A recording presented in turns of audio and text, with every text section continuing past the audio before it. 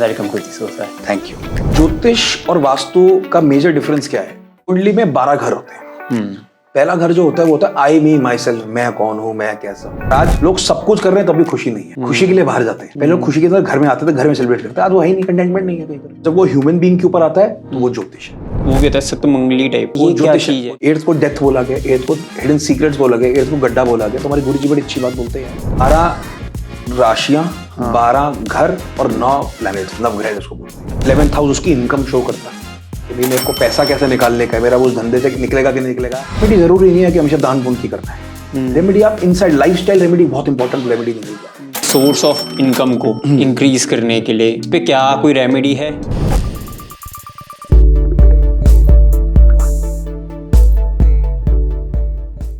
Hello sir, कैसे हो आप? बिल्कुल बढ़िया, आप सुनाइए। वेलकम टू दिस सोसा। Thank you.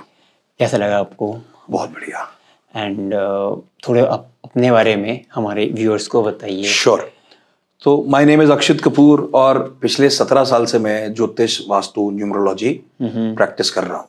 मेरी ज्योतिष की जर्नी शुरू हुई थी मैं जब सिविल इंजीनियरिंग कर चुका था। उसके बाद इंटीरियर डिजाइनिंग, हमारी एक फैक्ट्री होती थी दिल्ली मानेसर की तरफ पे। तो हमारे पिताजी ने बोला था कि इंटीरियर्स करना है क्योंकि उसको चलाने के लिए चाहिए। तो उस टाइम पे इंटीरियर्स 2006-07 में बड़ा एक बूमिंग इंडस्ट्री था। तो उसी में हमारा 2007 में, मुझे आज भी याद है, 2 अप्रैल 2007 हमारी एक वास्तु की वर्कशॉप थी हमारी गुरुजी की। तो मैंने पिताजी से पूछा, तो वर्कशॉप तो फ्री थी तो हम लोग ने अटेंड करी थी। तो उन्होंने फिर कोर्स अनाउंस करा था उसके बाद। तो पिताजी ने बोला तेरे को करना चाहिए, बहुत इंपॉर्टेंट है। और हमारी फील्ड में, क्योंकि हमारी पैरेलल फील्ड है, कंस्ट्रक्शन की फील्ड हो गया, वो पैरेलल है वास्तु के साथ हुए, तेरे को सीखना चाहिए। तो मैंने कहा ठीक है। तो मैंने एनरोल करा। 2 अप्रैल 2007 मैंने बताया, वो मेरी चेंजिंग एनर्जी थी मेरी लाइफ में। और फिर मैंने सबसे पहले वास्तु सीखा।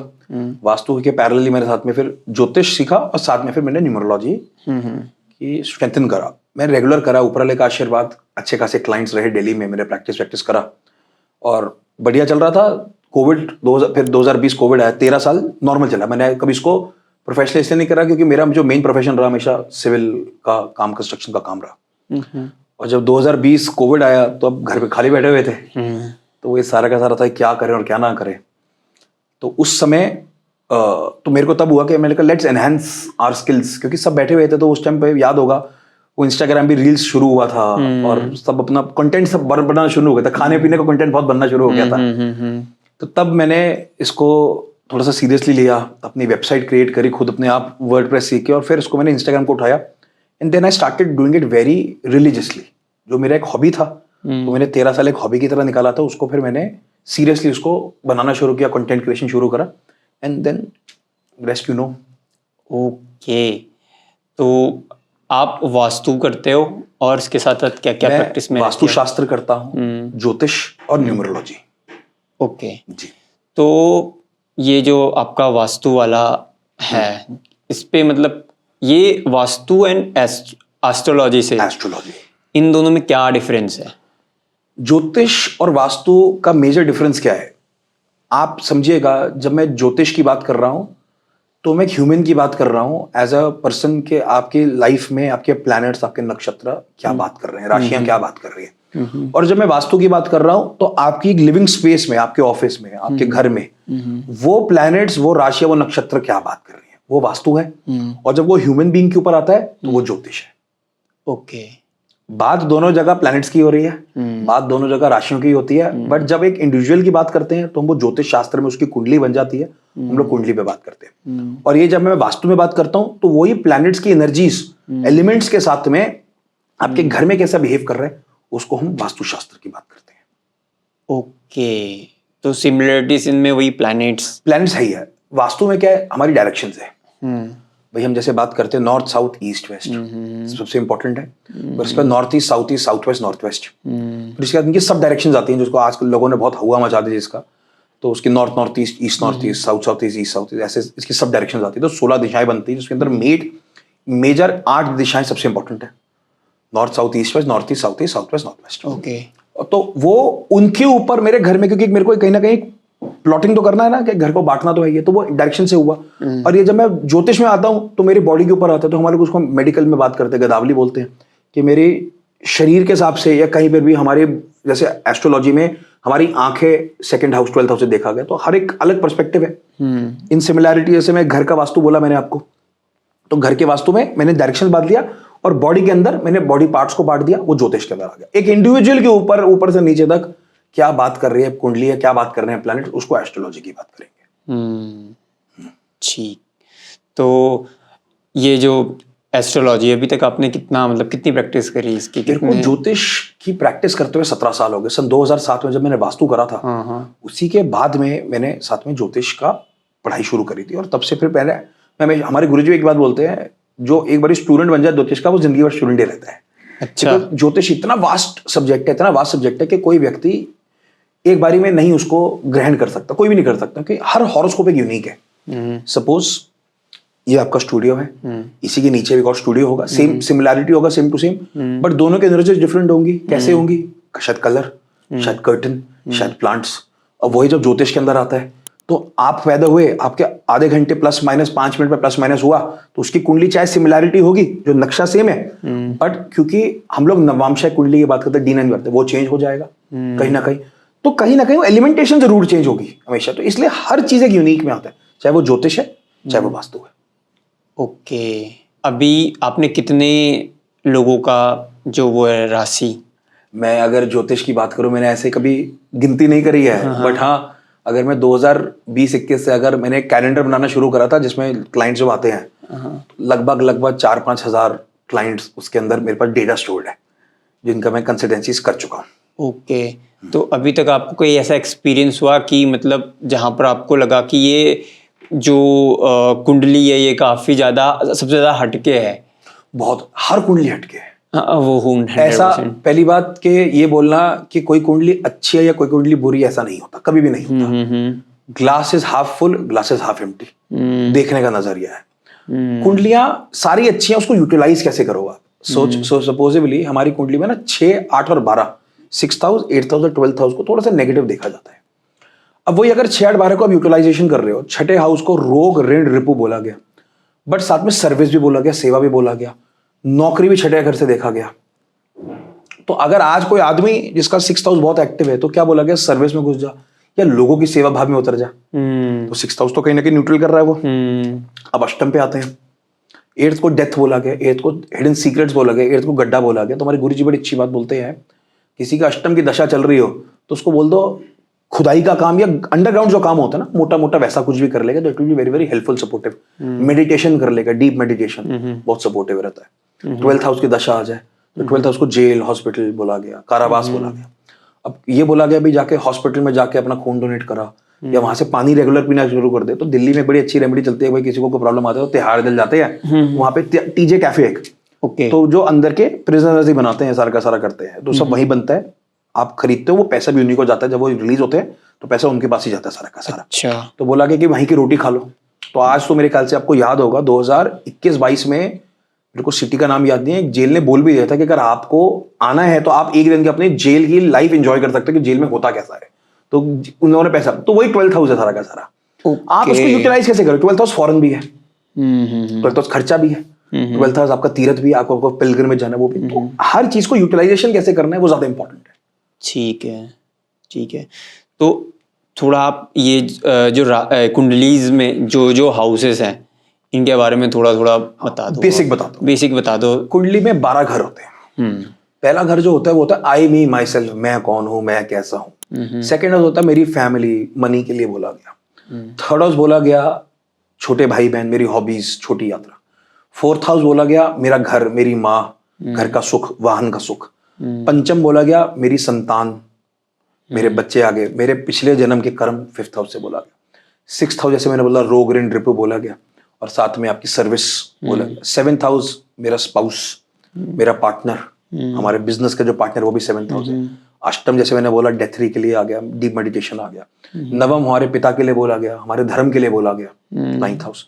10th हाउस बोला गया मेरे काम के लिए, मैं क्या काम करता हूँ प्रोफेशनली, कैसा करना चाहिए, क्या करना चाहिए, वो 10th हाउस शो करता है। ठीक है। 11th हाउस उसकी इनकम शो करता है कि भाई मेरे को पैसा कैसे निकालने का है, मेरा वो उस धंधे से निकलेगा कि नहीं निकलेगा, या पैसा के लिए 11th हाउस का और क्या यूटिलाइजेशन कर सकता हूँ मैं। और 12th हाउस जैसे मैंने बोला खर्चा हुआ, फॉरेन हुआ, ऐसा निकल के आता है। ओके। अच्छा, इस पे एक ये भी होता है कि 12-9-12 करके राशि में होता है कि 12 राशियां, 12 घर और 9 प्लैनेट्स, नवग्रह जिसको बोलते हैं। अच्छा, हाँ, नवग्रह नवग्रह भाई सूर्य, चंद्र, planets, वो मंगल, तो करेक्ट है। planets हैं, हाँ हाँ। हाँ, तो वो 9 ग्रह हो गए। 12 घर जैसे मैंने भी समझाया, 12 राशि जो एरीज, टॉरस, जेमिनी, ओके वो 12 राशि हो गई, जिसको हम लोग इंग्लिश में जानते हैं, हिंदी में मेष, वृषभ, मिथुन। ओके, तो इनको इनका कॉम्बिनेशन, इन सबका कॉम्बिनेशन आपका कुंडली है। ओके, इसलिए मैंने बोला हर चीज यूनिक है। 12 घर, 12 राशि और 9 प्लैनेट, और फिर उसके अलावा और थोड़ा माइक्रो में जाते हो 27 नक्षत्र भी आते हैं। वो और थोड़ा सा डीप चला जाता है। तो एक इसलिए बोला कि हर चीज यूनिक है ज्योतिष में, हर व्यक्ति खुद में यूनिक पैदा होता है। तो इसलिए ये बोलना कि कोई कुंडली अच्छी है कोई कुंडली बेकार है, नहीं है। मैं कल ही एक कुंडली देख रहा था, एक व्यक्ति के 8th हाउस में, जब मैं बात कर रहा था, 5 प्लैनेट बैठे हुए हैं 8th हाउस में। और वो व्यक्ति बोल रहा है कि भैया मुझे डिप्रेशन बहुत जल्दी हो जाता है। वो है क्योंकि थोड़ा सा 8th हाउस थोड़ा सा लो एनर्जी देता है। उस बेचारे की कुंडली में कभी भी कुछ होता है, 5 नहीं 6 प्लैनेट बैठे हुए हैं, तो वो सीधा 8th हाउस एक्टिवेट हो जाता है उसका। भाई पूरी जिंदगी कुंडली सारी 8th हाउस चल रही है। तो उस मेरे कहता है भैया क्या करूं, तो क्या he is practicing, he is for the doctorship, doctorate की तैयारी कर रहा है। तो सर्जरी में उसकी मास्टर चल रहा है, वो बढ़िया कर रहा है। मैंने सिर्फ इसको एक बेसिक चीज बोला, 8th हाउस है, डीप मेडिटेशन के साथ में तैयारी शुरू कर ली। लड़के का बहुत इंटरेस्ट था ज्योतिष की तरफ, उसको अपना पता था सारा का सारा। और उसने फिर हम लोगों ने जब उस पर और बात करी कि आप कैसे एक चीज को और ठीक कर सकते हो, अष्टम को कैसे ठीक कर सकते हो, तो हम लोगों ने उस पर बहुत डिटेल्ड पे कल उससे बात करी थी। कल की बात है, कल शाम की बात है। तो यही निकल के आता है कि अगर 8th हाउस को नेगेटिव देखोगे तो उसने क्या बोला कि भैया स्ट्रेस बहुत है, डिप्रेशन बहुत है। और जब उसने ये बोला कि भाई मैं अकल्ट साइंसेस की तरफ पे बहुत रुझान है मेरा, या मैं अगर मेडिटेशन की बात करूँ तो मेरा बहुत रुझान है, मैं करता हूँ उसको, तो वो उसकी रेमेडी खुद ही वो कर रहा है। रेमेडी जरूरी नहीं है कि हमेशा दान पुण्य की करना है। रेमेडी आप इनसाइड लाइफस्टाइल रेमेडी, बहुत इंपॉर्टेंट रेमेडी निकल के आती है। कि आज हमारे जो पूर्वज थे वो लाइफस्टाइल रेमेडीज पे बात करते थे। सुबह जल्दी उठना, कब उठना है, सूर्योदय से पहले उठना। भाई हम आज भी कहीं गांव देहात जाएं, चाहे पंजाब चले जाओ, चाहे ऊपर पहाड़ों में चले जाओ, सब सुबह 5-5:30 बजे शहर शुरू हो जाता है। ये हम लोग हैं शहर के अंदर, हम लोगों को 8 बज रहे, 9 बज रहे, 10 बज रहे हैं। वरना अगर आज भी के रिमोट में चले जाओगे तो उनका 5-5:30 सूर्योदय से पहले शहर शुरू हो जाएगा। अपने एक्सरसाइज करेंगे, नहाएंगे धोएंगे, मंदिर जाके मत्था टेक के आएंगे, या जो भी अपना धर्म है वो मत्था टेक के आएंगे वहां पर। उसके बाद अपना दिनचर्या शुरू करते हैं। हमारा उल्टा है, हम उठते ही 8-9 बजे 10 बजे उठते हैं, उसके बाद क्या ही करेंगे और क्या नहीं करेंगे, फिर हमें आप लोगों को रील्स भी देखने का है ना। तो वो लाइफस्टाइल रेमेडी वही है कि आप उसको कैसे यूटिलाइज करते हो। सूर्य उदय से उठना पहले इसलिए इंपॉर्टेंट है, हमारे शास्त्र में बोला गया the more you are better, आपका सूर्य उतना स्ट्रांग, ज्योतिष में बोला गया सूर्य स्ट्रांग हो जाएगा। आप एक्सरसाइज कर रहे हो, मंगल स्ट्रांग हो जाएगा। आप नहा धो के मंदिर जुपिटर स्ट्रांग हो जाएगा। तो हर एक प्लेनेट का टिपिकल रूल था लाइफस्टाइल रेमेडी के हिसाब से। तो ये थोड़ा ये जो रेमेडी है, जो बेसिक रेमेडी है, जो लाइफस्टाइल रेमेडी है, जो सबके लिए न्यूट्रल रहने वाली, सबके लिए, हाँ हाँ, तो ये थोड़ा बता दो कि मतलब जैसे अब मैं कोई देहात की बात करता हूँ, जैसे हम लोग पहले कि गांव देहात में कैसे होता था, आज हमारे पूर्वज भी कैसे करते थे, या आज भी शहरों के अंदर भी बहुत कम लोग हैं जो इसको प्रैक्टिस करते हैं। सुबह उठते हैं, आप देखते होगे आसरोड की तरफ जाते हैं ना, लोग सुबह वॉक कर रहे होते हैं, बहुत वॉक कर रहे होते हैं। भाई अब सुबह 4-4:30 दिल्ली जाओगे तो दिखता भी लोग वॉक कर रहे हैं टॉर्च चला के। वो क्या कर रहे हैं, सूर्य को स्ट्रॉन्ग कर रहे हैं। सुबह उठते हैं, पहले मेडिटेशन करते हैं, अपना फ्रेश हो, मेडिटेशन करा, वॉक करा, एक्सरसाइज करा। एक्सरसाइज करा तो मतलब अपना स्वेटिंग कर, मंगल के लिए मैंने बोला। सुबह उठे, मंदिर गए, अपना पाठ पूजा, जुपिटर स्ट्रॉन्ग किया, केतु को न्यूट्रलाइज करा, अपने काम वाम पे गए, अपने सबॉर्डिनेट के साथ में तमीजदार रहे। कई लोग होते हैं ना जो गाली गलोची करते हैं, देखते कई लोग होते हैं थोड़ा सा अपने आप को इजी रखते हैं, है ना। तो वो शनि को ठीक करा, अपना शनि को न्यूट्रलाइज करा। आप वापस शाम को आते हो, घर आते हो, घर परिवार के साथ अपनी फैमिली का ठीक ठाक समय बताते हो, शुक्र स्ट्रॉन्ग कर रहे हो, घर में भी आके बदतमीजी नहीं करना। तो आप फिर केतु को, जैसे मैंने आपको बताया, राहु हुआ, अपने जो नेगेटिव थॉट्स हैं, जो हम इसको ड्रिंकिंग और उसको बोलते हैं, उसको थोड़ा सा अवेयर रखा, तो राहु को न्यूट्रलाइज करा। So at any time and perspective आप सारे प्लैनेट को एक साथ काम कर रहे हो। मरकरी के लिए है, आपने देखा होगा लोग पहले गार्डनिंग बहुत करते थे अपने हाथ से, आज नहीं करते हम लोग। तो क्या जितने भी ग्रीनरी आता है वो सारा का सारा मरकरी रिलेटेड, आप मान के चलो अपने कर रहे हो तो वो मरकरी को पॉजिटिव कर रहे हो। नहीं कर पाते तो क्या बोलते थे लोग पहले, नंगे पांव घास पे चल लो। बुध शनि दोनों न्यूट्रलाइज होते हैं। पहले के लोग क्या करते थे, आलोम विलोम प्राणायाम बाबा रामदेव जी ने वापस सिखा दिया, पर पहले के बूढ़े लोग बहुत ज्यादा करते हैं। वो क्या बोला गया, चंद्र नाड़ी सूर्य नाड़ी, left is your Chandra, right is your Surya, और जब प्राणायाम अप डाउन करते हो शनि, तो ये न्यूट्रलाइजिंग ऑल ऑफ दोस्त। तो हमारे शास्त्र के अंदर ही, चाहे वो योग से ले लो, चाहे वो जनरल से ले लो, सारे प्लैनेट्स को न्यूट्रल करने के लिए, उनकी पॉजिटिविटी करने के लिए खुद ही रेमेडीज थी। आपको जरूरी नहीं है कि हमेशा दान पुण्य करना है, आपको जरूरी नहीं है। चैंटिंग भी कर रहे हो तो चैंटिंग कभी भी देखना तो बुजुर्ग कभी भी कुछ ना कुछ राम राम राम राम जपते रहते थे। हाँ वो लॉजिक ये था, मरकरी को जैसे मैंने बोला ना कम्युनिकेशन है, तो वो उसी के यूटिलाइजेशन के लिए सारा का सारा था। आज हम लोग उसको कराज भी रहे हैं, पर आज डर के कर रहे हैं। पहले के लोग डर के नहीं करते थे, पहले के लोग भगवान के साथ जुड़ के करते थे, आज हम लोग डर के करते हैं। फर्क यही है। डर किस चीज का? डर किसी भी चीज का हो सकता है कि भगवान सब कुछ ठीक हो जाए, उसकी शर्ट मेरी शर्ट से सफेद कैसे है, मेरी शर्ट सफेद क्यों नहीं हो रही है, ये भी डर ही है। एक fear of your downside, यार I have to also grow. पहले के लोगों को कंपटीशन नहीं था, मैंने जैसे बोला ना अर्थ एलिमेंट मैंने बोला, तो पहले के लोग कंटेंट थे, आज हमारे कंटेंटमेंट खत्म है। आपने आईफोन 16 लिया, दोस्त ने लिया यार इसने आईफोन 16 लिया है, मैं भी ले लेता हूँ। क्या करेगा, है कुछ भी नहीं, मेरे यार एक कंपटीशन तो आ गया ना, कंटेंटमेंट नहीं है लाइफ के अंदर। आज लोग सब कुछ कर रहे हैं तब भी खुशी नहीं है, खुशी के लिए बाहर जाते हैं। पहले लोग खुशी के अंदर घर में आते थे, घर में सेलिब्रेट करते, आज वो है ही नहीं, कंटेंटमेंट नहीं है कहीं पर भी। तो ये लाइफस्टाइल रेमेडी जो मैंने बोला, इसको भी कर दोगे तो भी आपको पॉजिटिविटी निकल के आता है लाइफ के अंदर। ओके, तो एक आपने बोला कि जो कम्युनिकेशन वाला रहता है, जहाँ पे आप अगर पॉजिटिव बोलते हो तो उससे कौन सा वाला एक्टिवेट हो जाता है? Mercury is always good. Mercury क्या होता है, आप देखो आज 2 एग्जाम्पल से समझाता हूँ। आप हमेशा पहले क्या बोलते थे, अपना व्यवहार ठीक रखो, बोल बचाल में ठीक रखो, कम्युनिकेशन ब्लड मर्करी है। तो अगर मर्करी खराब होता है तो काफी लोगों को कम्युनिकेशन बहुत प्रॉब्लम होता है। हम ज्योतिष में जब भी देखते हैं अस्त है, बुध खराब है, नीच का, कम्युनिकेशन रिलेटेड प्रॉब्लम रह सकता है, स्किन रिलेटेड प्रॉब्लम रह सकता है उनको। तो हमेशा क्या बोला कि बुध की उपाय करो। अब बुध के उपाय में सबसे इंपॉर्टेंट क्या बोला कि तुलसी की पूजा कर लो। एंड ऑफ द डे वापस क्या कर रहे हो आप, ग्रीनरी की तरफ पे, प्लांटेशन की तरफ पे काम कर रहे हो। तो आप कहीं ना कहीं किसी ना किसी एलिमेंटेशन के साथ में आप उसको जोड़ के काम करते हो हमेशा।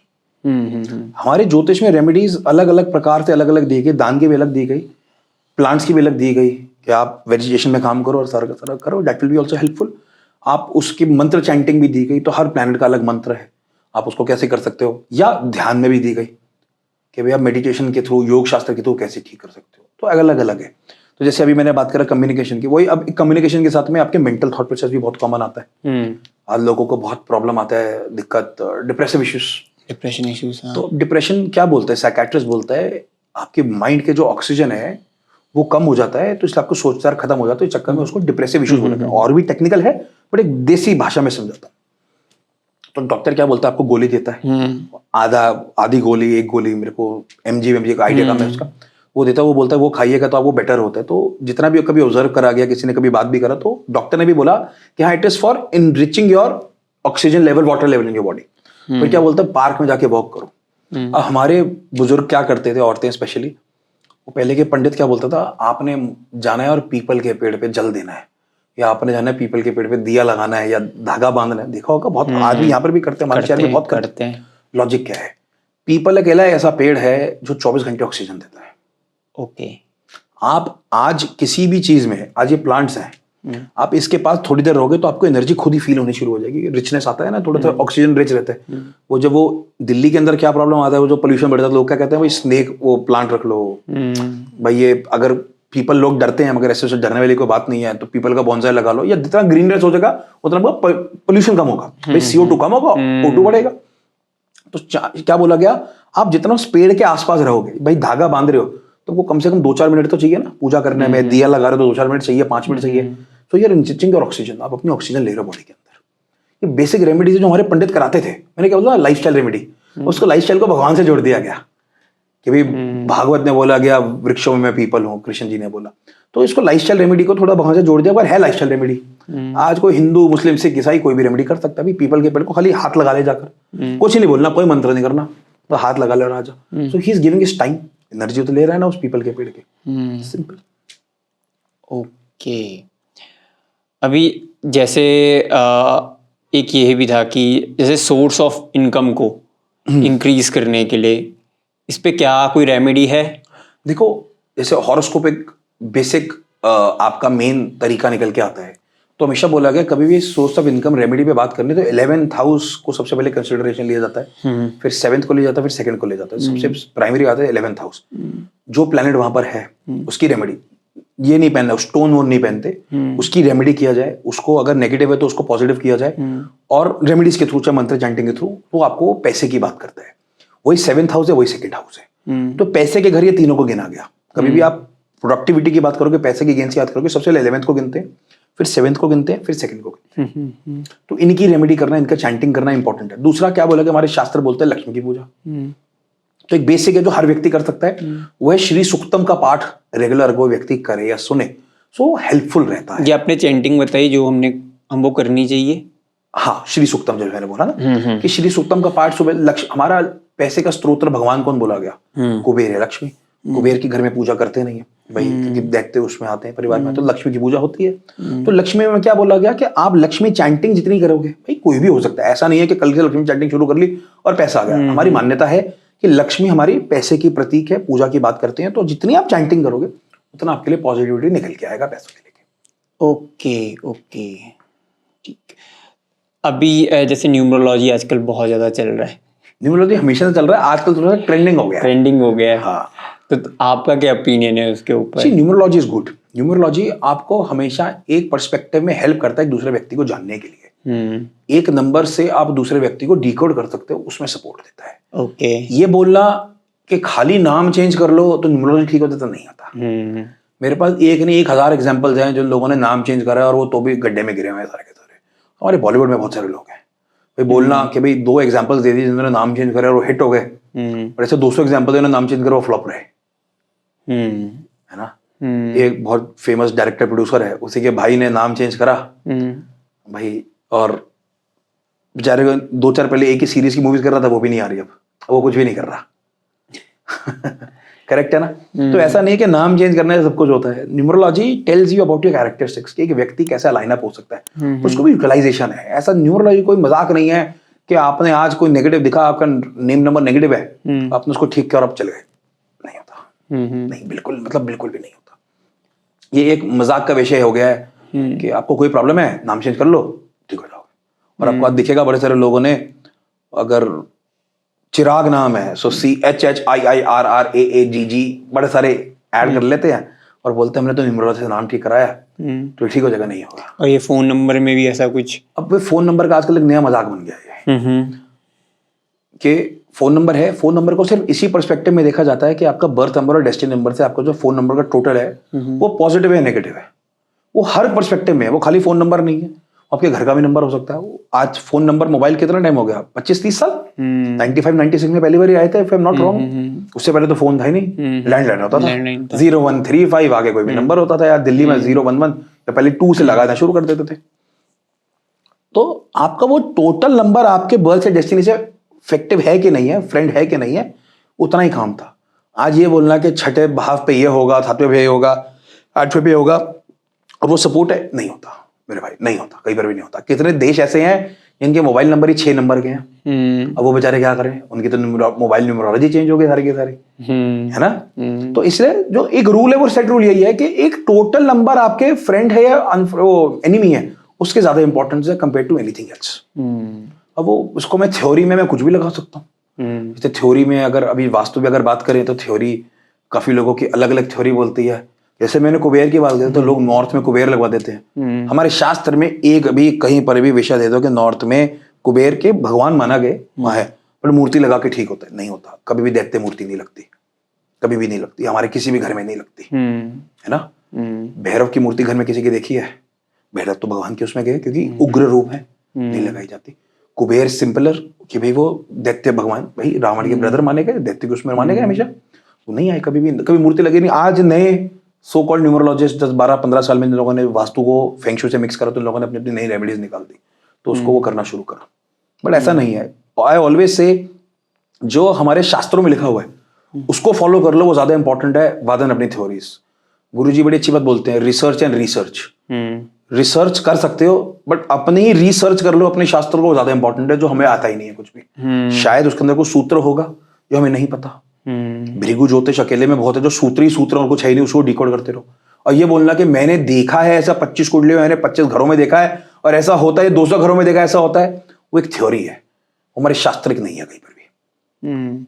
अच्छा, आजकल ये मूलांकर, ये न्यूमरोलॉजी में मूलांक भाग्यांक, ये बर्थ नंबर डेस्टिनी नंबर जो बोला ना, तो बर्थ नंबर मूलांक भाग्यांक डेस्टिनी नंबर, अच्छा वो है, उसका हिंदी वर्जन मूलांक भाग्यांक है। ओके ओके ओके ओके, तो ये भी न्यूमरोलॉजी में ही आता ये न्यूमरोलॉजी है। अब न्यूमरोलॉजी को कैसे कहते हैं, मूलांक भाग्यांक कैसे देखा जाता है? जैसे डेट लिए कोई भी 1 जनवरी 2025 एग्जाम्पल के तौर पे, तो वो 0 1 1 उसका मूलांक हो गया, बर्थ नंबर हो गया, और 1 + 1 मंथ को 1 लिया, और 2025 का टोटल 9 हुआ, तो 9 + 1 10 + 1 11, मतलब 2 उसका भाग्यांक हो गया, जिसको हम लोग डेस्टिनी नंबर बोलते हैं। अच्छा, ये डेस्टिनी वो नंबर, डेस्टिनी भाग्यांक, ओके, मूलांक भाग्यांक, तो उसको डेस्टिनी बोला जाता है।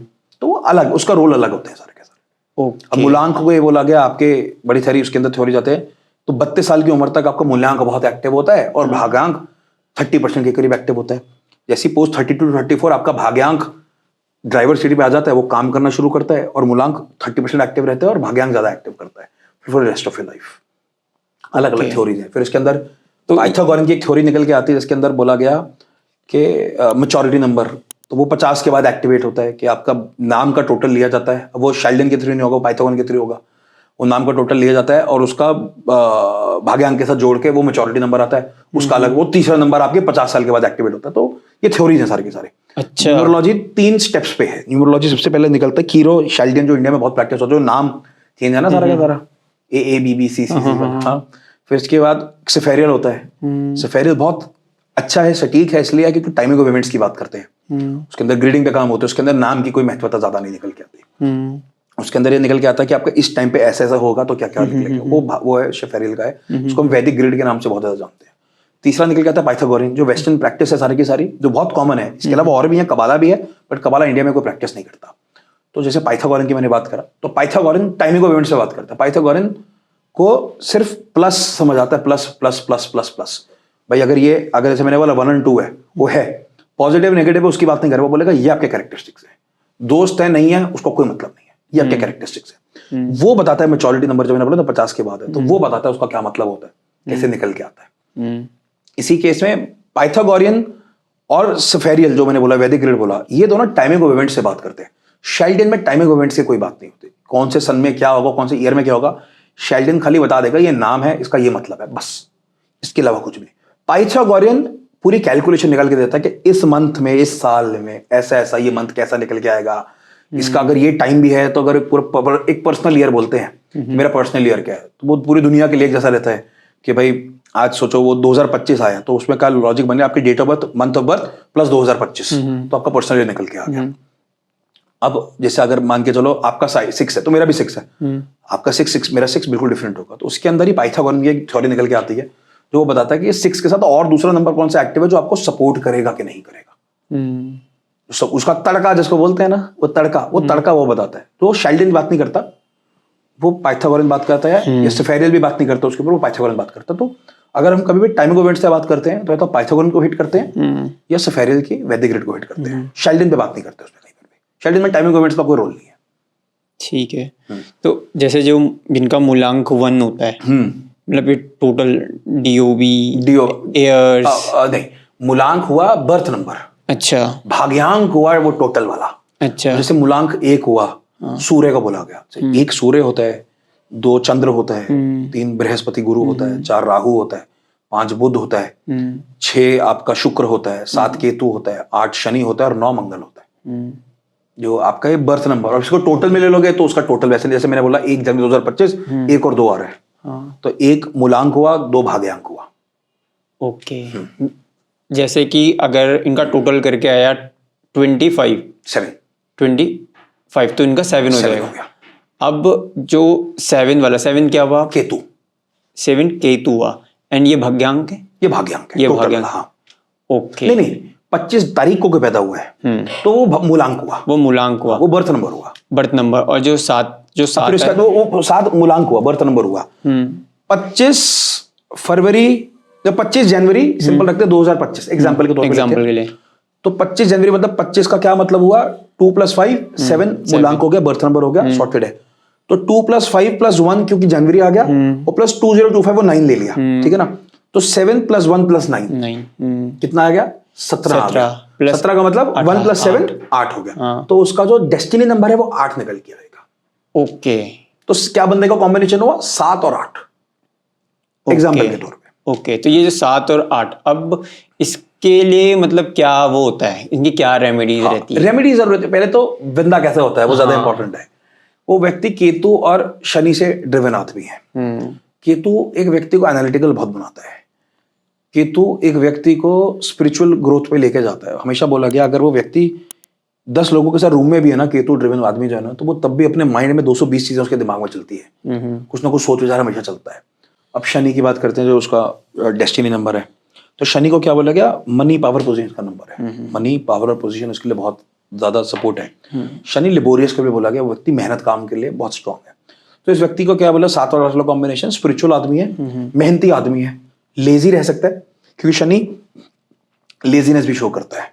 शनि उस व्यक्ति के लिए बोला गया कि वो मनी पावर पोजीशन को बहुत ज्यादा उसको लालसा रहेगी, वो कहते हैं ना डिजायर बहुत स्ट्रांग रहेगा कि आज अगर कोई 8 नंबर वाला ड्रिवन है, चाहे वो नाम में है चाहे वो इसमें है, तो वो व्यक्ति को बहुत ज्यादा स्ट्रांग विल रहेगी कि यार मेरे को बुला क्यों नहीं रहा है, यार वैसा सपोर्ट क्यों नहीं लेके आ रहा है वैसा। तो वो 8 है, वही 7 है। 7 वाले का आदमी को कैसे बोलोगे आप, उसको हमेशा कैलकुलेटिव माइंड चलता है, एनालिटिकल माइंड चलता है कि भाई उसको एनालिसिस करना बहुत पसंद है, कि उस आदमी को बोलो कि यार कोई भी चीजों को कैलकुलेशन करता रहेगा कि भाई कैसे करूं क्या करूं, अच्छा ऐसे हो जाएगा कि नहीं हो जाएगा, वो खुद की कैलकुलेशन एनालिटिकल चलते रहेगा। मतलब हमारे सॉफ्टवेयर की लाइन में बात करोगे तो एक्सेल होता है ना, वो पूरा सॉफ्टवेयर कैंप ही चल रहा है पूरा का पूरा, तो वो वाला सीन है कि नंबर ड्रिवन आदमी है वो स्ट्रांगली। ओके, तो हर एक नंबर की खुद की क्वालिटीज निकल के आती है।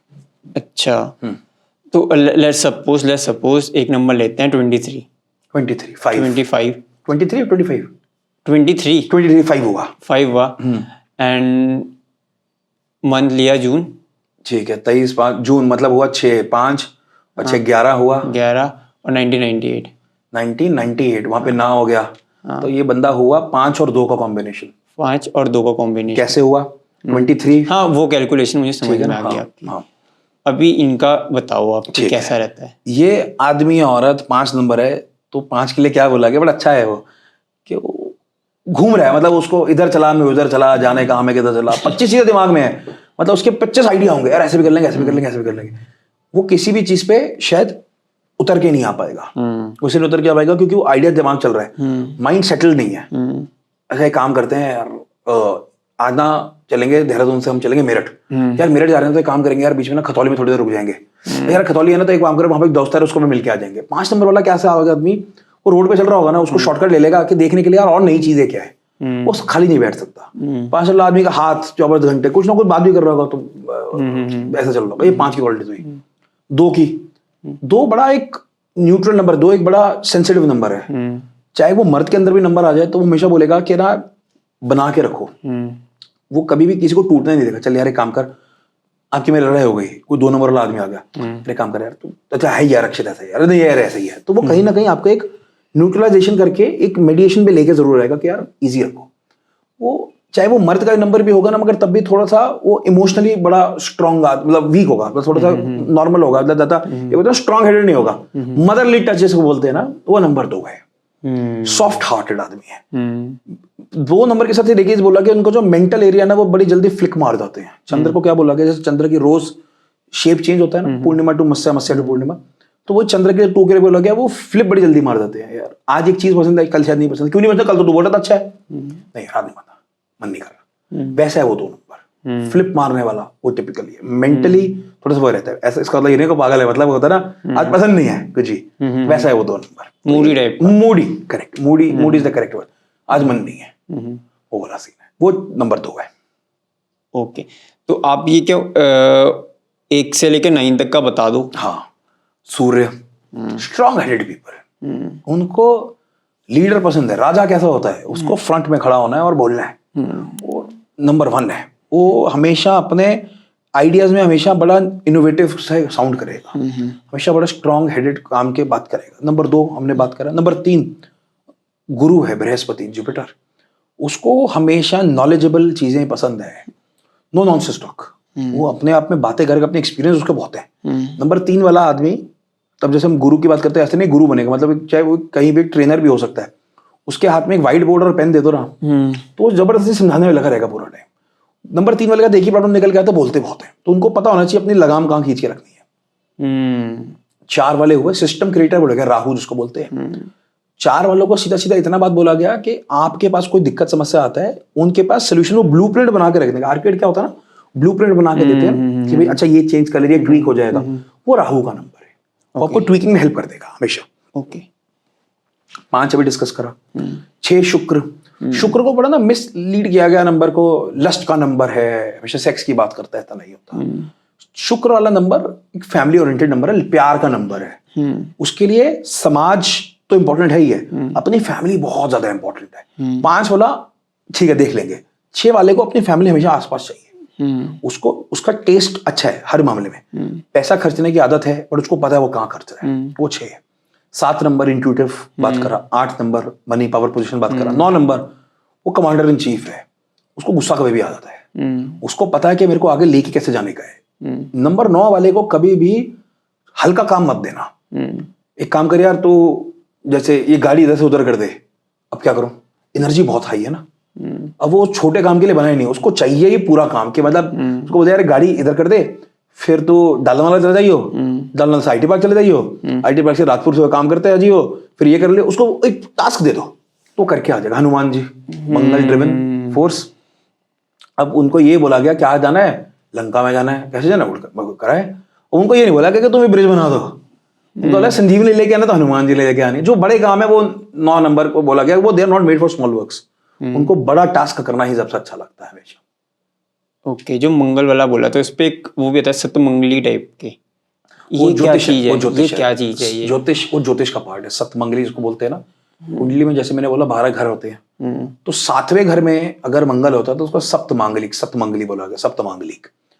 अब मंगल दोष कुंडली के अंदर बड़ी जगह से कैंसिल होता है, तो मतलब एक तरीका दोष है। दोष मैं वो समझा रहा हूँ दोष का क्या मतलब होगा। अब सप्तमांगली को मंगल दोष बोला गया, मांगलिक आदमी जिसको बोला जाता है ना, वो है मंगल जहां बैठता है हाई एनर्जी ड्रिवन पैदा कर देता है। दोष को कैंसिल कैसे किया जाता है, दोष में बोला गया अगर मंगल अपने घर का हो, अपनी राशि का हो, मेष राशि का या वृश्चिक का हो, उसकी खुद की राशियां हैं वो, या उच्च का हो मकर में, या नीच का हो कर्क में, तो मांगलिक दोष कैंसिल है। राहु केतु एक्सेस में हो, मांगलिक दोष कैंसिल है। गुरु की दृष्टि पड़ रही हो, मांगलिक दोष कैंसिल है। अस्त हो, मांगलिक दोष कैंसिल है। 70% कुंडली के अंदर मांगलिक दोष कैंसिल होता है। अब वो क्या पंडित जी थोड़ा डरा देते हैं, ऐसा हो जाएगा वरना मर जाएगा, मंगल दोष से कोई नहीं मरता, मैंने आज तक किसी को मरते हुए नहीं देखा। वो एक क्या ना, आज ये बोलना कि मंगल दोष है तो बंदे के अंदर हाई एनर्जी है, जब भी मंगल लग्न को देख ले, सप्तम को देख ले, तो हाई एनर्जी पैदा करते, तो ये बोला गया वो बंदा फिजिकली बहुत हाई एक्टिव रहने की बात करता है। अगर वो दूसरा आदमी उसको उतना फिजिकली एक्टिव नहीं मिलेगा तो दूसरे के लिए प्रॉब्लम है ना, तो इसलिए बोला गया वो मांगलिक की शादी मांगलिक करा दोगे तो दोनों एक साथ एनर्जी फुल है, अपनी इजीली जिंदगी निकाल लेंगे। एक व्यक्ति थोड़ा सा ढीला है, एक व्यक्ति थोड़ा सा हाई एनर्जी है, तो वो दोनों एक साथ नहीं चल पाएंगे कभी भी। यही मंगल दोष का कंसेप्ट है। कोई नहीं मर रहा है मंगल दोष से, कुछ नहीं होता, समझने वाली बात है। आज मेडिकल इतना स्ट्रांग हो चुका है कि वो ये प्रॉब्लमेटिक एरिया के पहले प्रेगनेंसी में लड़कियों की डेथ होती थी, बहुत कॉमन था, हमेशा सुना है, आज वो नहीं है, वो सिनेरियो नहीं है, क्योंकि मेडिकल थोड़ा और अच्छा स्ट्रांग हो चुका है। और वो मंगल दोष को ये बोलना कि भाई क्योंकि एक एनर्जी हाई प्लैनेट है, वो बार बार he is into physical energy form, तो ये प्रॉब्लम रहेगा नहीं होगा, क्योंकि आज एक मांगलिक टू मांगलिक करवा दोगे तो दोनों एनर्जी संभाल लेंगे दूसरे की, दोनों को पता है एनर्जी कहाँ निकालने का है। और वो मांगलिक वर्सेस नॉन मांगलिक हो जाएगा तो वो थोड़ा सा नॉन मांगलिक थोड़ा सा दब जाएगा। बट ये बोलना जो कि मर जाता है आदमी, कोई नहीं मरता है, कोई नहीं मरता। तुमने जो सतमंगलीज होते हैं उनके एनर्जीज हाई होती है। सतमंगली के कोई भी मांगलिक होगा, मंगल हमारी कुंडली में अगर लगन में होगा, 4th में होगा, 7th में होगा, 8th में होगा, 12th में होगा, तो उसको मांगलिक बोला गया, मंगल दोष जिसको बोला गया मांगलिक बोला गया। तो अगर ये बोला गया कि अभी इनका एनर्जी बहुत हाई रहता है तो उसको दोष, ज्योतिष में वास्तु में ना हर चीज को दोष का नाम दे दिया गया। दोष का मतलब हम लोगों को लगता है दोष मतलब नेगेटिविटी है, तो मगर बट इतना कोई वो प्रॉब्लम वाली बात नहीं है। Okay okay. तो अभी जैसे ये सतमंगली वाला है तो इस पे 8 मंगलिक भी होते हैं। अष्टमांगलिक बोला, अष्टमांगलिक। तो अष्टमांगलिक मतलब मंगल अष्टम में है। हाँ। पहले तो नेगेशन आगे, कैंसिलेशन आगे, जो मैंने आपको बताया अभी, जो सारे जो रूल्स बताए थे। लेकिन अष्टमांगलिक को बोला गया वो बंदे का टेम्परामेंटल इशू थोड़ा हाई हो सकता है। मांगलिक की शादी मांगलिक से, क्योंकि वो मंगल की एनर्जी वाला बात जो मैंने बोला वो वाला सीन है। बट उसके अंदर साथ में ये बोला गया कि थोड़ा सा व्यक्ति को अग्रेशन का थोड़ा सा ना सीक्रेटिव आदमी हो सकता है, towards his own energy, aggressiveness out there. तो इतना ही बोला गया, फिर वो मरने वाली बात कहीं वो नहीं है। ओह, तो इसलिए कहना मिसकंसेप्शन बहुत है हमारे में। हाँ, मिथ्स काफी ज्यादा हैं हमारे में। अगर ऐसे कुछ बोल दो, कुछ भी एक चुगली करनी है ना, चुगली में मजा बड़ा आता है हिंदुस्तानियों को, 1 की 2, 2 की 4, 4 की 8 करना, तो वो वाली बात ही है और कुछ भी नहीं है। देखो कोई ना कोई कभी मर गया होगा तो उसको ये बोलना कि मांगलिक के चक्कर में मरा है, ये गलत है। तो ऐसे मिथ्स का कौन कौन से आपको जो मिथ्स बहुत सारे हैं। अब सबसे बड़ा इंपॉर्टेंट मिथ साढ़े सती, सुना होगा साढ़े सती चल रही है।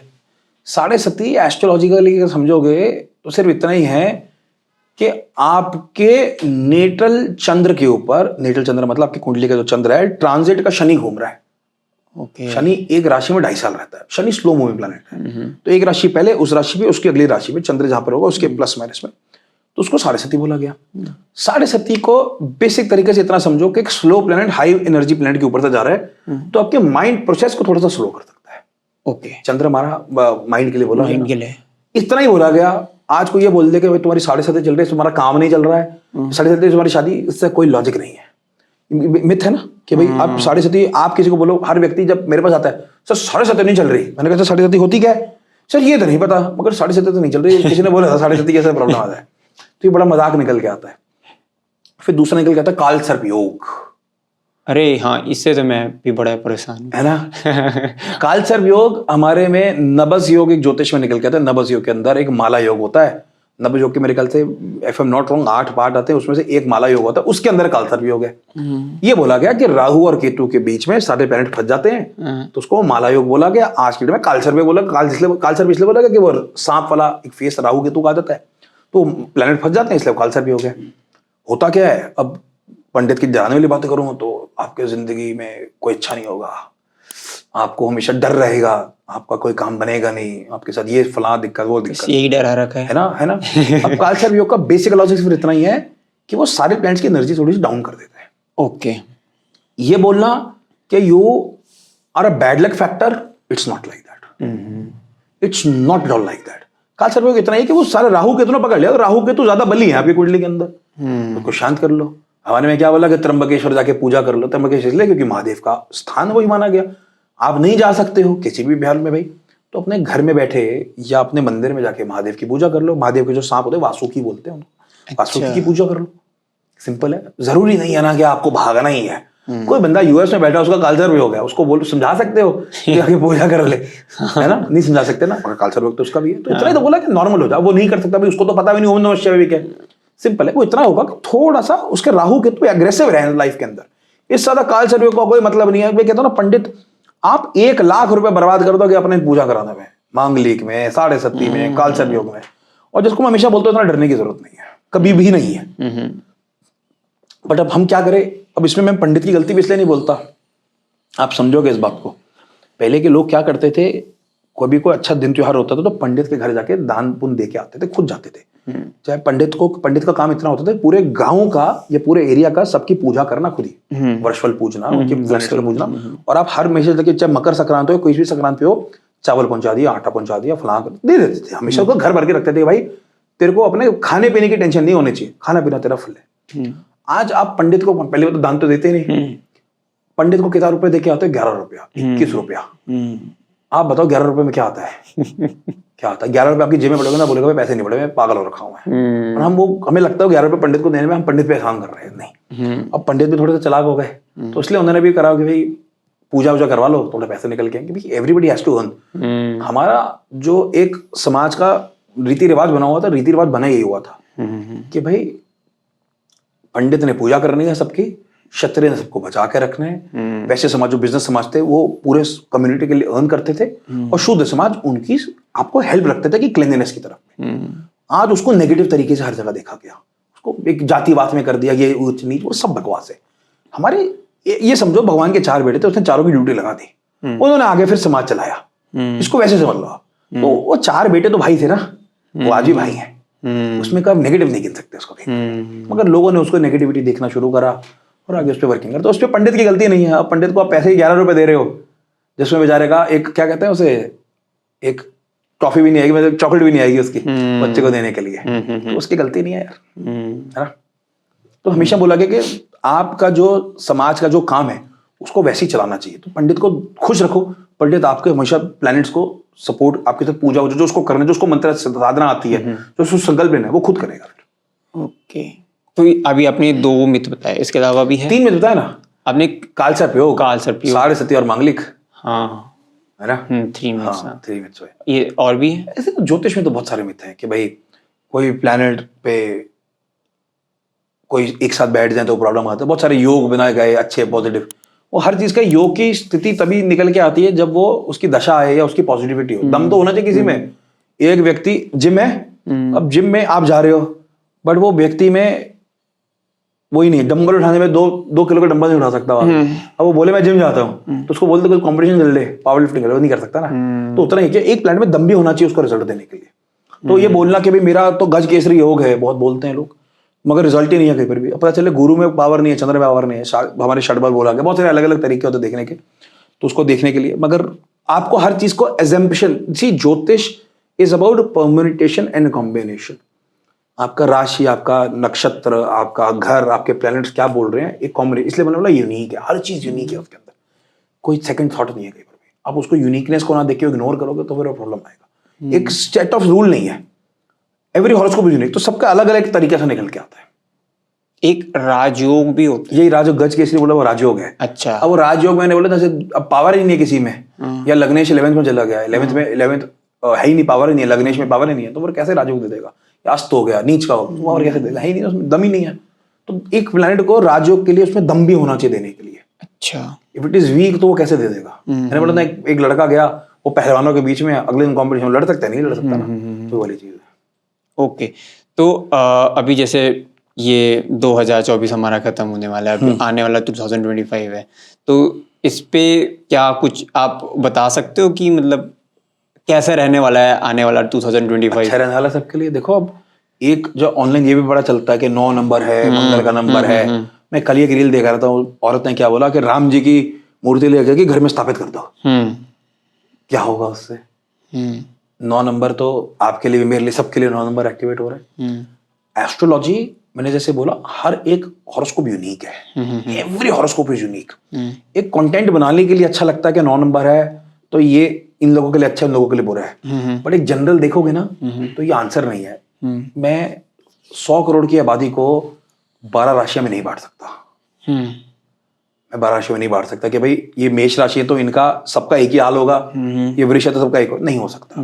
हर कुंडली का एक वर्षफल निकल के आता है। और पहली बात, 2025 जो हम लोग इतना हाइप में है, हमारे शास्त्रों के हिसाब से तो न्यू ईयर ही नहीं है ये। हमारा तो वो 14 अप्रैल के टाइम पे वो जब बैसाखी होती है, जब तभी वो कटता है, हमारा तो नया साल तब से माना गया। हमारा तो ये गोरों का त्योहार मना रहे हैं हम सारे के सारे कि 2025 आ गया। हमारे में तो है ही नहीं, संवत है हमारा, तो विक्रम संवत चलता है। करेक्ट है ना? तो एक बड़ा एक डिफरेंट रूल है, बट एक जनरल देखा जाए, जिनकी कुंडली में अभी आपको मेजर ट्रांजिट्स निकल आएंगे मार्च के एंड से, मार्च अप्रैल मई जून के ट्रांजिट बहुत स्ट्रांग है हॉरोस्कोपिक एस्ट्रोलॉजिकली। तो वो डिपेंड करता है कौन सा व्यक्ति का कौन सा लग्न और कौन से कंका प्लैनेट्स है, वो निकल के आएगा कि उस व्यक्ति का वर्षफल कैसा निकल के आता है या उस व्यक्ति का टाइम कैसे निकल के आता है। ये बोलना कि 2025 9 का है, ये कैसा जाएगा, ब्लंडर है एक। मतलब ये एक वो कहते हैं ना मिसगाइडेंस है कि मैं आज बोल दूं मैं 100 करोड़ लोगों को 12 में बांट दूं कि भाई आपका अच्छा आपका बुरा, आपका अच्छा आपका बुरा, ऐसा नहीं होता। न्यूमरोलॉजी के अकॉर्डिंग जैसे वो न्यूमरोलॉजी 9 जो मैंने बोला ना आपको, तो वो एक मिसकंसेप्शन है सारा का सारा। मतलब वो कंटेंट बनाने में अच्छा लगता है, बट मूलांकन 5 वालों के लिए ये साल बहुत अच्छा है। कंटेंट बनाना अच्छा लगता है, कंटेंट बन जाएगा तो बहुत बढ़िया है, बट वो कंटेंट का क्या करोगे? एक सोचो 23 दिसंबर को कोई बच्चा पैदा हुआ, उसका मूलांक 5 है ना, और उसके लिए क्या ईयर है? बेचारे ने तो दूध ही पीना पूरे साल, उसने तो गोद में रहना, उसका क्या लॉजिक? मैं ये तो बोल रहा, एक बूढ़ा आदमी है यार, उसका मूलांक 5 होगा, तो उस बेचारे को क्या, वो तो हॉस्पिटल जा रहा है, दवाइयां खा रहा है, आराम कर रहा है, ही इज रिटायर्ड, वो क्या करे आदमी? तो वो आप इतना 100 करोड़ की जनता को नहीं बांट सकते 12 भागों में कहीं पर भी। मेरा जो थॉट प्रोसेस थोड़ा डिफरेंट है, but I always say go with the natural things के कॉमन, जैसे सनसाइन होता था ना पहले, वो लिंडा गुडमैन की बुक आती थी, वो पढ़ रहे थे हम लोग भी बचपन में पढ़ते थे कि भाई ये राशि हमारे लिए अच्छे होते हैं, this zodiac sign is good for me. वो बुक में अच्छा लगता है, नेचुरली लाइफ नहीं होता कहीं पर भी। ओके, तो हम लोग प्रैक्टिकली अप्लाइड नहीं है ही नहीं। आप मेरे को बताओ ना, जैसे आपने बोला हम 5 की बात करा, 2025 का 5 से क्या वो है? पहली बात तो हमारे शास्त्रों का ही नहीं, हमारे शास्त्रों में ज्योतिष में वर्षफल बनता है। जब आप पैदा होते हो हर साल का, जब आपका बर्थडे होता है तो प्लस माइनस, क्योंकि वो तिथि निकाली जाती है, पक्ष निकाला जाता है, उसके हिसाब से वो वर्षफल निकल के आता है। वर्षफल क्या बोल रहा है आपका, वो ज्यादा इंपॉर्टेंट है रादर देन दिस 2025। हमारा 2025 से कोई लेना देना नहीं है, क्योंकि एक हमारा एक कैलेंडर निकल गया, जॉर्जियन कैलेंडर को फॉलो करते हैं, तो इस चक्कर में इस बात को मान के चलते हैं। वरना अगर वैसे जनरल देखोगे तो 2025 मेरे से 12 को डिवाइड कर दो तो कैसे निकल के आएगा? नहीं आ सकता। बोलना अच्छा लगेगा कंटेंट में, 2025 है, इसको ऐसा ऐसा कर लो तो बढ़िया होगा, बट इट्स नॉट प्रैक्टिकल। आज हमारे में कैलेंडर भी निकल के आता है, तो राधा अष्टमी, जन्माष्टमी, अष्टमी बोला गया ना, अष्टमी, हाँ। हमेशा तिथियां डिफरेंट होती हैं उसकी, सॉरी डेट्स डिफरेंट होती हैं, तिथियां सेम ही होती हैं, तो कभी रिपीट नहीं है वो डेट्स, होगी 5-10 साल में एक बार होगी, वो अलग बात है, कोइंसिडेंस है, वरना हमेशा डिफरेंट निकल के आती है। उसका लॉजिक है ना, हमारी तिथि बेस्ड है सारा का सारा काम, हमारे में डेट बेस्ड नहीं है कुछ भी, हमारे में तिथि की महत्वता ज्यादा है। इसे ज्योतिष में जो वैदिक न्यूमरोलॉजी बोला जाता है उसमें तिथि की बेस ज्यादा निकल के आता है रादर देन दीज डेट्स। तो उसको डिवाइड करना कहता है ना, वो वाली बात होगी, 100 को डिवाइड कर लो 12 से, तो उसमें आगे, तो उसमें आगे, तो उसमें आगे, खेलते रहो कभी। अच्छा, मगर वो है नहीं, that's not correct at any point of time. तो मतलब वो सब मैं कहता हूँ कंटेंट बनाने में अच्छा है, कंटेंट बनाओ, रील बनाओ, उसके शॉर्ट्स बनाओ, वीडियोस बनाओ, बढ़िया है, व्यूज आएंगे, बस उतना ही है। ओके। तो ये लास्ट क्वेश्चन है इस पॉडकास्ट का। 5 ऐसी रेमेडी सभी के लिए जो हम सबको ही फॉलो करनी चाहिए ठीक है, जनरली। ठीक है। सबसे पहली जो मैंने बोला लाइफस्टाइल रेमेडी की बात करता हूँ, आप हमेशा सुबह जल्दी उठना चाहिए, before sunrise. Start working out, you will never ever fall sick, as simple as that's scientific, right. आप अपनी बॉडी को बैड सेल्स किल कर रहे हो अच्छे से कर रहे हो। अपने आप कहीं ना कहीं ब्रीदिंग एक्सरसाइज जो होती हैं, वो जैसे एक्सरसाइज में बोला, ब्रीदिंग एक्सरसाइज जरूर करनी चाहिए हमारे लंग्स को इंटैक्ट और उसमें रखने के लिए। हमेशा भगवान को मानते हो, नहीं मानते हो, कोई प्रॉब्लम नहीं है, give your gratitude to people. आप थैंकफुलनेस में भी लेके आओगे ना अपनी लाइफ में, तो भी आप पॉजिटिव माइंडसेट के साथ चलोगे 24 घंटा, कभी नेगेटिव नहीं होगे। जो सब हम भूल चुके हैं, और क्योंकि आज के हमारा कल्चर चेंज हो गया, देहरादून के अंदर भी आप अपार्टमेंट कल्चर आ गया, मिट्टी के साथ, अर्थ एलिमेंट के साथ हमेशा जुड़ के रहो, कंटेंटमेंट रहेगी लाइफ के अंदर। आज भी हम पंजाब में सुनते हैं ना, मगर उनकी कंटेंटमेंट है लाइफ के अंदर, वो स्थिर में है। वो लोग पागलों की तरह, हमारे जैसे शहरों की तरह नहीं है कि सब कुछ चाहिए, they are very content. Mobile है तो छोटा है, कोई प्रॉब्लम नहीं, ट्रैक्टर है ठीक है, काम कर रहा है, पैसा आ रहा है तो पैसा संभाल के रखो, जमीन खरीद रही, कंटेंटमेंट है लाइफ के अंदर, और कुछ भी नहीं है। और अपने घर में, अपने समाज में जितना भी हो, अपने समाज के लिए काम करो, शुक्र हो गया, अपने घर के लिए काम करो। ये 5-6 रेमेडीज जो हैं, एक नॉर्मल व्यक्ति in context of any religion, any as, सब कर सकते हैं, इसमें कोई बड़ी चीज नहीं है। इसको भी कोई व्यक्ति फॉलो करेगा ना, तो व्यक्ति अपनी लाइफ में पॉजिटिविटी खुद लेके आ जाएगा। आपको जरूरी नहीं है कि खाली भगवान की पूजा करने का है, अब एक जनरल इसको भी प्रैक्टिस करोगे तो यू आर ऑलरेडी कनेक्टेड। भगवान, रिलीजन क्या है, समझना मेरी बात को। मैंने ये बाली पहनी, आपने नहीं पहनी हुई है, मैंने चश्मा पहना, आपने नहीं पहना हुआ है, आपने मूंछ रख के मैंने रखी हुई है। व्यक्ति ने, भगवान ने 2 आंखें, 1 नाक, 2 कान, 1 मुंह सबको दिया हुआ है, ये स्पिरिचुअलिज्म है। उसके ऊपर जो ज्वेलरी पहन लेते हैं अपन, ये रिलीजन है। सूरज उदय मेरे पास भी हो रहा है, यूएसए में भी हो रहा है ना। बारिश, अगर आज देहरादून में बारिश है तो मसूरी में बारिश है, शायद मेरठ में भी हो सकती, दिल्ली में तो हुई है सुबह आज बारिश। तो वो एक लाइफ, एक सर्कल के साथ है, वो उसमें कोई रिलीजन नहीं है कहीं पर भी। That is spiritualism which is happening with everybody. माँ, औरत ही माँ बन सकती है, मर्द नहीं बन सकता, ये ट्रुथ है। ये स्पिरिचुअलिज्म है कि you are following the rules of the life, the nature, वो स्पिरिचुअलिज्म है। तो पर्सन इज मोर स्पिरिचुअल, इसलिए मैंने बोला भगवान की रेमेडीज नहीं दे रहा, इसलिए नहीं दे रहा कि हमें नहीं पता हमारे व्यूअर्स कौन है, कैसा है। तो इसलिए बेसिक रेमेडी भी कोई व्यक्ति प्रैक्टिस करेगा तो उसके लिए पॉजिटिविटी खुद ही निकल के आ जाएगा। You don't have to be ओम नमः शिवाय बोलने की जरूरत नहीं है। You give your gratitude towards your elders, towards the energy of the universe, that is also more than comfortable. Okay, so ये था आज का पॉडकास्ट दोस्तों। उम्मीद करता हूँ आपको अच्छा लगा होगा। अगर इसी तरह के अमेजिंग पॉडकास्ट अगर आपको देखने हैं तो प्लीज़ सब्सक्राइब कीजिए हमारे चैनल को। टिल देन, नमस्कार।